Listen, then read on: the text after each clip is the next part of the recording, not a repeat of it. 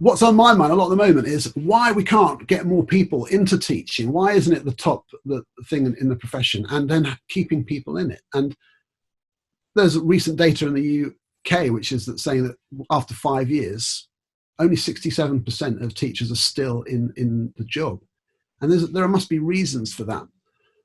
And for me, there's so many things I wish I knew before I became a teacher about how great it is to be a teacher, and I would have been running to the job much more readily. But now I do know about it. I feel like I'm selling it.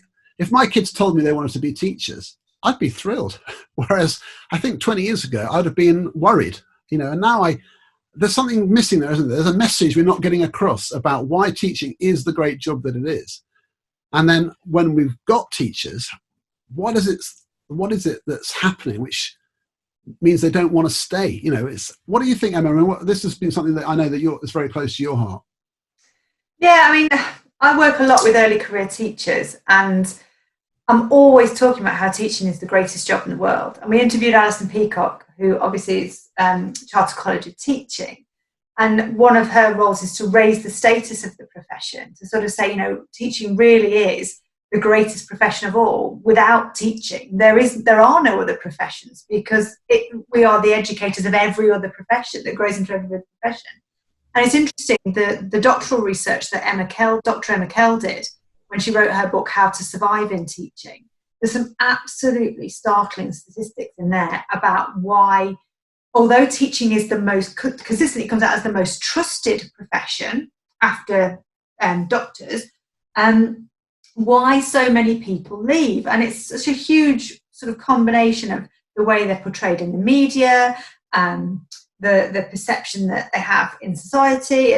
It's absolutely huge. And she talks about the demographics that leave as well. It's interesting that the biggest demographic that leaves after retirees is women aged between 31 and 40. So is it that we're losing teachers because the job's not flexible enough? So is it an infrastructure change that needs to happen? And she talks very much about, the reasons behind why people leave. She originally started off looking at parental, being a teacher parent, but actually morphed into this how to survive in teaching. So if you want to sort of delve into the statistics, have a look at her work. But I don't know, from being in the job, I can't imagine doing a job that I would love more. There are very few where you spend the morning singing, lunchtime running around with a rounder's bat, the afternoon doing maths, and then it's such a varied, especially in primary, such a varied, joyful job.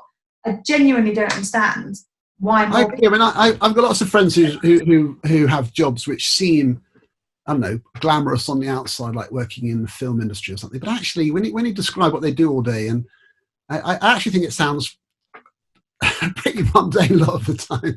And then when I was thinking about, a job where you get to work with people, interesting people, crazy characters, you're intellectually challenged because you've got to think about how to explain something. You constantly have to read about it.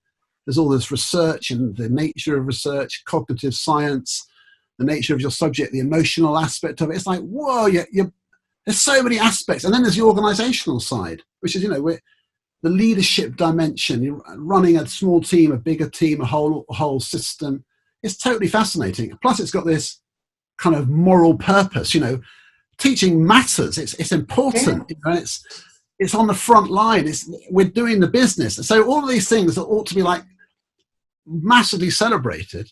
So why don't maybe we stuff it up, because when we've got people, we make it too hard. We're too hard on teachers, and we make it too hard, and perhaps that's the thing we need to be working on. Like, set it harder. The accountability structures are huge. I mean, I think back to when I first started teaching, and although there was no PPA, no NQT time to speak of, release time for newly qualified teachers, it was still a job that was doable, and nobody was kind of hitting me with a big metaphorical accountability stick. Nobody was asking me for tons of data. Nobody was coming into my lessons constantly telling me that I was either good, bad, indifferent, whatever. And I look back now and I think about the learning that I did early on in my career, and there were lessons that we will never speak of again.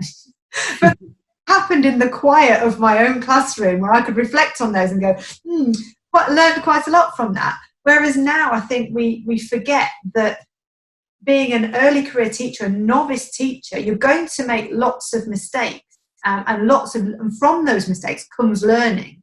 But I think that potentially they've not got the same freedom to make those mistakes that we potentially had all those years ago. And it can be incredibly draining and incredibly difficult for an early career teacher to feel like they are doing a good job and they are making a difference and they are having that kind of enjoyment of the job when they've got this spectre of accountability sort of sitting on their shoulders. I agree with that. It perhaps needs to be a much stronger part of, say, leadership development programs and so on, where you think, how do we nurture a staff body? You need to have levels of progression. You need to be very encouraging, relentlessly.